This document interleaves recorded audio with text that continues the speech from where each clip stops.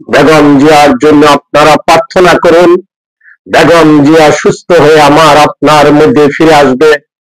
বেগম জিয়া জীবিত থাকলে বাংলাদেশ জীবিত থাকবে। বেগম জিয়া সুস্থ থাকলে বাংলাদেশ সুস্থ থাকবে।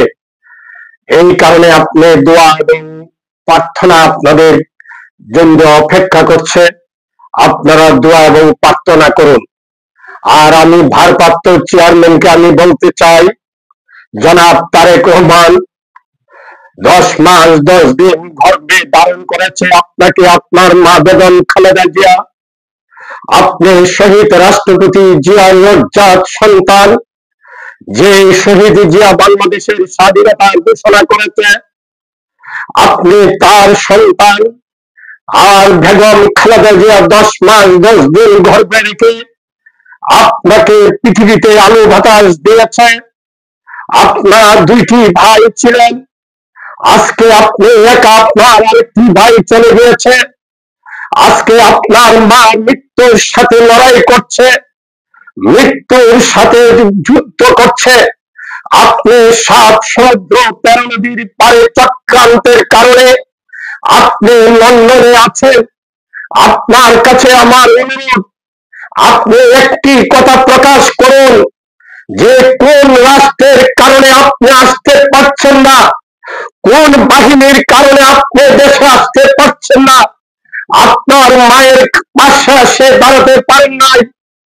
আমি রক্ত দেওয়া হলো, আমার প্রতি আস্থা রাখুন, বিশ্বাস রাখুন। আমি রক্ত দেওয়া হলো ওই বিদেশি রাষ্ট্রের মোকাবেলা করব। আমি রক্ত দেওয়া হলো যে বাহিনী আপনাকে আসতে দিচ্ছে না, তাদের বিরুদ্ধে লড়াই করব। আমি আপনার সাথে কথা দিচ্ছি, আপনাকে একটি কথা বলছি যে 2001-এ আপনি আমাকে খুঁজে বেরিয়েছিলেন, আপনি আমাকে খুঁজ করে এনে নিয়েছিলেন। কথা দিয়েছিলাম যে 2001-এ বিএনপিকে ক্ষমতায় আনব। কথা দিয়ে কথা রক্ষা করেছিলাম। 2001-এ বিএনপি ক্ষমতায় এসেছে, বেগম খালেদা জিয়া প্রধানমন্ত্রী হয়েছিল, কিন্তু সেদিন আমাদেরকে ক্ষমতার বাইরে রেখেছেন। আপনার সাথে দীর্ঘদিনের সম্পর্ক, আপনার দলে অনেক নেতা আছে, 8 থেকে 10 জন। আপনার গুলশান অফিসে কয়েকজন সাবেক আমলা আছে যে চক্রান্তের সাথে জড়িত। আপনি দেশে আসুন, ওই নেতারা চায় না। আপনি দেশে আসুন, ওই সাবেক আমলারা চায় না। আমি একটি কথা পরিষ্কার ভাবে বলছি যে নেতাজি সুভাষ বসু যখন অন্তর্ধান হয়েছিল, তখন তার সাথে তার সফর সঙ্গী হিসেবে কর্নেল নিজাম, 6 জনের মধ্যে 3 জন ছিল মুসলিম। কর্নেল নিজাম, হাবিব, তারা বিশ্বাসঘাতকতা করে নাই নেতাজি সুভাষ বসুর সাথে। আমি ব্যর্থহীন কণ্ঠে আপনার কাছে বলতে চাই, আপনার সাথে বিশ্বাসঘাতকতা করবো না।